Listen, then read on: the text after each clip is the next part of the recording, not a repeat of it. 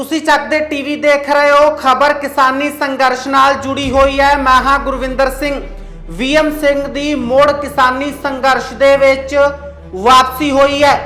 ਵੀਐਮ ਸਿੰਘ ਜਦੋਂ 26 ਜਨਵਰੀ ਦੀ ਘਟਨਾ ਵਾਪਰੀ ਸੀ ਉਸ ਸਮੇਂ ਉਹ ਵਾਪਸ ਪਰਤ ਗਏ ਸੀ। ਉੱਤਰਾਖੰਡ ਦੇ ਕਿਸਾਨ ਆਗੂ ਨੇ ਉਹਨਾਂ ਦੀ ਜਥੇਬੰਦੀ ਨੇ ਇਹ ਕਹਿ ਕੇ ਕਿਨਾਰਾ ਕਰ ਲਿਆ ਸੀਗਾ ਕਿ ਜਿਹੜੀ 26 ਦੀ ਘਟਨਾ ਹੋਈ ਹੈ ਉਸ ਤੋਂ ਬੇहद आहत ने ਤੇ ਉਹ ਆਪਣੇ ਅੰਦੋਲਨ ਚੋਂ ਵਾਪਸ ਜਾ ਰਹੇ ਨੇ। ਪਰ ਹੁਣ ਇੱਕ ਵਾਰ ਫੇਰ ਵੀਐਮ ਸਿੰਘ ਨੇ ਕਿਸਾਨੀ ਅੰਦੋਲਨ ਦੇ ਵਿੱਚ ਐਂਟਰੀ ਕੀਤੀ ਹੈ। ਤੁਹਾਨੂੰ ਦੱਸ ਦਿੰਨੇ ਆ ਕਿ ਵੀਐਮ ਸਿੰਘ ਨੇ ਇਸ ਵਾਰ ਜਦੋਂ ਐਂਟਰੀ ਕੀਤੀ ਹੈ ਤਾਂ ਉਹਨਾਂ ਨੇ ਆਪਣਾ ਸੰਯੁਕਤ ਮੋਰਚੇ ਦੀ ਬਜਾਏ ਇੱਕ ਵੱਖਰਾ ਮੋਰਚਾ ਕਾਇਮ ਕੀਤਾ ਹੈ। ਰਾਸ਼ਟਰੀ ਕਿਸਾਨ ਮੋਰਚਾ ਨਾਮ ਦਿੱਤਾ ਗਿਆ ਇਸ ਨੂੰ। ਇਸ ਦੇ ਥਰੂ ਵਾਪਸੀ ਕੀਤੀ ਹੈ ਵੀਐਮ ਸਿੰਘ ਨੇ ਤੇ ਉਹਨਾਂ ਦਾ ਮੰਨਣਾ ਇਹ ਹੈ ਕਿ ਜਿਹੜਾ ਮੌਜੂਦਾ ਮਾਨਸੂਨ ਸੈਸ਼ਨ ਚੱਲ ਰਿਹਾ ਹੈ ਇਸ ਨੂੰ ਲੈ ਕੇ ਪ੍ਰਧਾਨ ਮੰਤਰੀ ਨਰਿੰਦਰ ਮੋਦੀ ਨੂੰ ਇੱਕ ਚਿੱਠੀ ਲਿਖੀ ਜਾਣੀ ਚਾਹੀਦੀ ਹੈ ਜਿਸ ਵਿੱਚ ਮੰਗ ਕੀਤੀ ਜਾਣੀ ਚਾਹੀਦੀ ਹੈ ਕਿ ਸਰਕਾਰ ਐਮਐਸਪੀ ਦੀ ਗਾਰੰਟੀ, ਕਿਸਾਨਾਂ ਨੂੰ ਅਦਾਲਤ ਜਾਣ ਦੀ ਆਜ਼ਾਦੀ, ਕਿਸਾਨਾਂ ਦੀ ਜ਼ਮੀਨ ਤੇ ਕਿਸੇ ਸਮਝੌਤੇ ਦੀ ਗਾਰੰਟੀ ਨਹੀਂ, ਸਰਕਾਰ ਖਰੀਦ ਕੇਂਦਰਾਂ ਤੇ ਫਸਲ ਦੇ ਤੁਰੰਤ ਭੁਗਤਾਨ ਦੀ ਗਾਰੰਟੀ ਦੇਵੇ। ਉਸ ਤੋਂ ਬਾਅਦ ਕਿਸਾਨ ਗੱਲਬਾਤ ਕਰਨਗੇ ਕੇਂਦਰ ਸਰਕਾਰ ਦੇ ਨਾਲ। ਤੁਹਾਨੂੰ ਦੱਸ ਦਿੰਨੇ ਆ, ਸਮਝਣ ਦੀ ਲੋੜ ਹੈ ਕਿ ਇਹ ਸੰਯੁਕਤ ਕਿਸਾਨ ਮੋਰਚੇ ਦਾ ਵੀਐਮ ਸਿੰਘ ਹਿੱਸਾ ਨਹੀਂ ਨੇ। ਸੰਯੁਕਤ ਕਿਸਾਨ ਮੋਰਚੇ ਦੀ ਬਜਾਏ ਉਹਨਾਂ ਨੇ ਆਪਣਾ ਇੱਕ ਵੱਖਰਾ ਮੋਰਚਾ ਕਾਇਮ ਕੀਤਾ ਹੈ ਕਿ ਖੇਤੀ ਅੰਦੋਲਨ ਜਿਹੜਾ ਉਹ ਲੜਨ ਲਈ ਉਹਨਾਂ ਨੇ ਮੁੜ ਸਰਗਰਮੀ ਵਧਾ ਦਿੱਤੀ ਹੈ ਤੇ ਉਹਨਾਂ ਦਿੱਲੀ ਸਰਹੱਦਾਂ ਤੇ ਜਾਣ ਦਾ ਵੀ ਐਲਾਨ ਕੀਤਾ ਹੈ।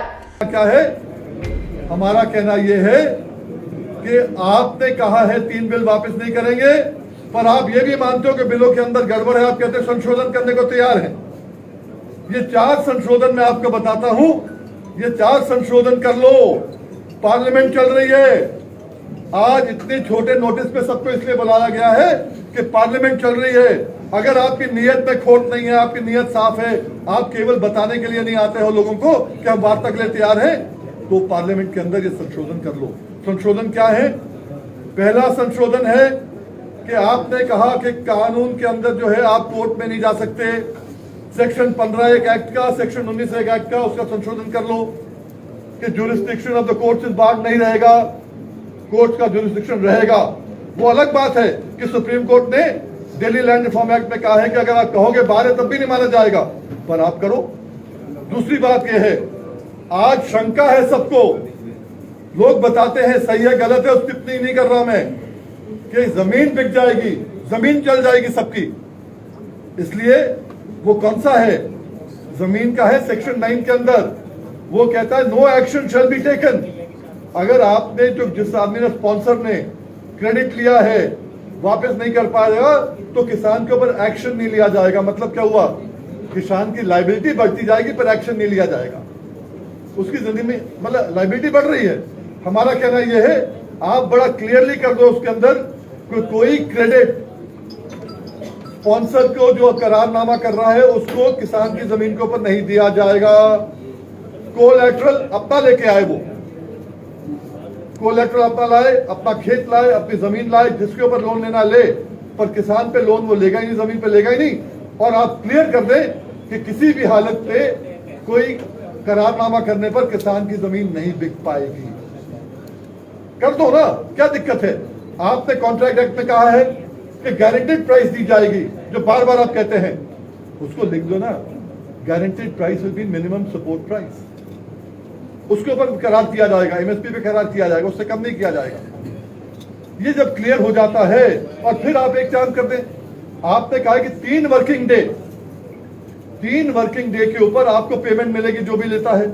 पहले तो जो लोग हैं लाइसेंस होल्डर तो हो, और 3 वर्किंग डे की बात करते हैं।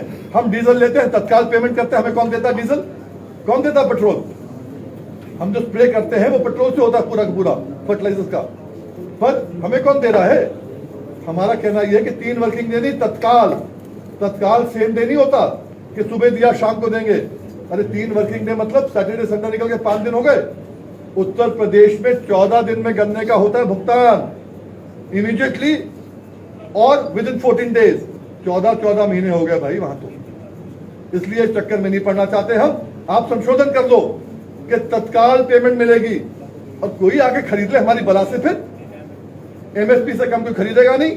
और ये आप चार्ज कर दीजिए और फिर हमसे वार्ता करिए।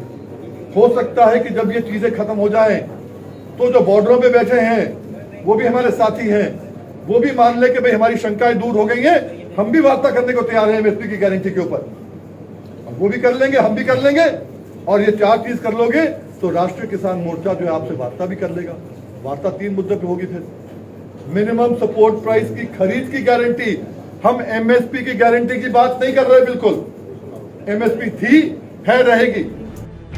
ਤੁਹਾਨੂੰ ਦੱਸ ਦਿੰਨੇ ਆ ਕਿ ਵੀਐਮ ਸਿੰਘ ਉਹੀ ਨੇ ਜਿਹੜੇ 26 ਤੋਂ ਬਾਅਦ ਮੈਦਾਨ ਛੱਡ ਕੇ ਭੱਜ ਗਏ ਸੀਗੇ ਤੇ ਹੁਣ ਵੀਐਮ ਸਿੰਘ ਜਦੋਂ ਇਜਲਾਸ ਚੱਲ ਰਿਹਾ, ਮਾਨਸੂਨ ਸੈਸ਼ਨ ਚੱਲ ਰਿਹਾ ਹੈ, ਤਾਂ ਉਸ ਦੌਰਾਨ ਵਿਧਾਨ ਸਭਾ ਚੋਣਾਂ ਜਦੋਂ ਨੇ ਉਸ ਤੋਂ ਠੀਕ ਪਹਿਲਾਂ ਹੁਣ ਦੁਬਾਰਾ ਫਿਰ ਕਿਸਾਨੀ ਸੰਘਰਸ਼ ਵਿੱਚ ਸਰਗਰਮ ਹੋਣ ਦੀ ਕੋਸ਼ਿਸ਼ ਕਰ ਰਹੇ ਨੇ। ਅਜਿਹੇ ਵਿੱਚ ਉਹ ਖੁਦ ਆਪਣੀ ਬਿਆਨਬਾਜ਼ੀ ਕਰ ਰਹੇ ਨੇ ਕਿ ਪ੍ਰਧਾਨ ਮੰਤਰੀ ਨੂੰ ਚਿੱਠੀ ਲਿਖਣੀ ਹੈ, ਇਸ ਤਰ੍ਹਾਂ ਦੇ ਮੁੱਦੇ ਰੱਖਣੇ ਹੈ, ਇਸ ਤਰ੍ਹਾਂ ਸਰਕਾਰ ਨਾਲ ਗੱਲਬਾਤ ਹੋ ਸਕਦੀ ਹੈ ਜਾਂ ਕਿਸ ਤਰ੍ਹਾਂ ਸਰਕਾਰ ਨਾਲ ਗੱਲਬਾਤ ਹੋ ਸਕਦੀ ਹੈ। ਸੰਯੁਕਤ ਕਿਸਾਨ ਮੋਰਚੇ ਦਾ ਉਸ ਨਾਲ ਕੋਈ ਵੀ ਰਾਬਤਾ ਜਿਹੜਾ ਉਹ ਹੁਣ ਤੱਕ ਨਹੀਂ ਹੈ। ਤੁਹਾਨੂੰ ਦੱਸ ਦਿੰਨੇ ਆ ਕਿ ਵੀਐਮ ਸਿੰਘ ਉੱਤਰਾਖੰਡ ਦੇ ਨੇ ਤੇ ਉੱਤਰਾਖੰਡ ਦੇ ਵਿੱਚ ਵੀ ਪੰਜਾਬ ਦੇ ਨਾਲ ਚੋਣਾਂ ਹੋਣੀਆਂ ਨੇ। ਇਸ ਲਈ ਵੀ ਮੰਨਿਆ ਜਾ ਸਕਦਾ ਹੈ ਕਿ ਸਿਆਸੀ ਸਰਗਰਮੀਆਂ ਨੂੰ ਦੇਖ ਕੇ ਹੁਣ ਵੀਐਮ ਸਿੰਘ ਵੀ ਸਰਗਰਮ ਹੋ ਗਏ ਨੇ ਤੇ ਉਹਨਾਂ ਨੇ ਆਪਣੇ ਰਾਸ਼ਟਰੀ ਮੋਰਚੇ ਦੀ ਗੱਲ ਕੀਤੀ ਹੈ। ਉਹਨਾਂ ਕਿਹਾ ਕਿ ਰਾਸ਼ਟਰੀ ਕਿਸਾਨ ਮੋਰਚਾ ਉਹਨਾਂ ਦਾ ਉਸ ਦੀ ਅਗਵਾਈ ਹੇਠ ਉਹ ਜਿਹੜਾ ਵਾ ਪ੍ਰਧਾਨਗੀ ਕਰਨਗੇ, ਉਸ ਦੀ ਅਗਵਾਈ ਹੇਠ ਜਿਹੜਾ ਵਾ ਉਹ ਖੇਤੀ ਕਾਨੂੰਨਾਂ ਦਾ ਵਿਰੋਧ ਕਰਨਗੇ। ਹਾਲਾਂਕਿ ਖੇਤੀ ਕਾਨੂੰਨਾਂ ਦਾ ਵਿਰੋਧ ਪਿਛਲੇ 8 ਮਹੀਨੇ ਤੋਂ ਵੀ ਵੱਧ ਸਮਾਂ ਹੋ ਗਿਆ ਹੈ। ਲਗਾਤਾਰ 32 ਪੰਜਾਬ ਦੀਆਂ ਕਿਸਾਨ ਜਥੇਬੰਦੀਆਂ ਤੇ ਹੋਰ ਪੂਰੇ ਦੇਸ਼ ਦੀਆਂ ਕਈ ਕਿਸਾਨ ਜਥੇਬੰਦੀਆਂ ਤੇ ਹੋਰ ਹਮਖਿਆਲੀ ਜਥੇਬੰਦੀਆਂ ਸਮਰਥਨ ਕਰ ਰਹੀਆਂ ਨੇ ਤੇ ਲਗਾਤਾਰ ਇਹ ਮੋਰਚਾ ਪਿਛਲੇ 8 ਮਹੀਨੇ ਤੋਂ ਵੀ ਵੱਧ ਸਮਾਂ ਹੋ ਗਿਆ ਕਾਇਮ ਹੈ ਤੇ ਵੀਐਮ ਸਿੰਘ ਦੀ ਹੁਣ ਮੋੜ ਐਂਟਰੀ ਹੋਈ ਹੈ। ਕਈ ਤਰ੍ਹਾਂ ਦੇ ਸਵਾਲ ਨੇ, ਹੁਣ ਦੇਖਣਾ ਇਹ ਹੋਵੇਗਾ ਕਿ ਵੀਐਮ ਸਿੰਘ ਇਸ ਮੋਰਚੇ ਦੇ ਵਿੱਚ ਕਿਸ ਤਰ੍ਹਾਂ ਦੀ ਭੂਮਿਕਾ ਨਿਭਾਉਂਦੇ ਨੇ। ਫਿਲਹਾਲ ਹੋਰ ਇਸ ਤਰ੍ਹਾਂ ਦੀ ਅਪਡੇਟ ਲਈ ਬਣੇ ਰਹੋ ਚੱਕਦੇ ਟੀਵੀ ਦੇ ਨਾਲ। ਚਮਤਕਾਰ ਹੁੰਦੇ ਨੇ, ਦੇਖੋ ਆਪਣੀਆਂ ਅੱਖਾਂ ਸਾਹਮਣੇ। 3 ਘੰਟੇ 'ਚ ਹਰ ਪਰੇਸ਼ਾਨੀ ਦਾ ਹੱਲ ਪਾਓ। 7 ਇਲਮਾਂ ਦੇ ਮਾਹਿਰ ਦਿਵਾਂਸ਼ੂ ਜੋਸ਼ੀ। ਮੇਰੇ ਕੀਤੇ ਨੂੰ ਕੋਈ ਕੱਟ ਨਹੀਂ ਸਕਦਾ, ਕੱਟਣ ਵਾਲੇ ਨੂੰ ਮੂੰਹ ਮੰਗਿਆ ਇਨਾਮ। ਪਰੇਸ਼ਾਨੀ ਜਿਵੇਂ ਮਨਚਾਹਾ ਪਿਆਰ, ਪਤੀ ਪਤਨੀ ਚ ਅਣਬਣ, ਕਾਲੇ ਜਾਦੂ ਦਾ ਖਾਤਮਾ, ਬਿਮਾਰੀ 'ਚ ਦਵਾ ਨਾ ਲੱਗਣਾ, ਵਸ਼ੀਕਰਨ ਕਰਵਾਓ। ਜਿਸ ਨੂੰ ਚਾਹੇ ਉਸ ਨੂੰ ਆਪਣੇ ਵਸ 'ਚ ਕਰੋ। ਲਾਟਰੀ ਨੰਬਰ ਪਾਓ, ਭਾਵੇਂ 649 ਹੋਵੇ ਜਾਂ ਲੋਟੋ ਮੈਕਸ। ਧੋਖੇਬਾਜ਼ ਪ੍ਰੇਮੀ ਪ੍ਰੇਮਿਕਾ, ਸੌਤਨ ਦੁਸ਼ਮਣ ਨੂੰ ਆਪਣੀਆਂ ਅੱਖਾਂ ਸਾਹਮਣੇ ਤੜਫਦਾ ਵੇਖੋ। 7082844950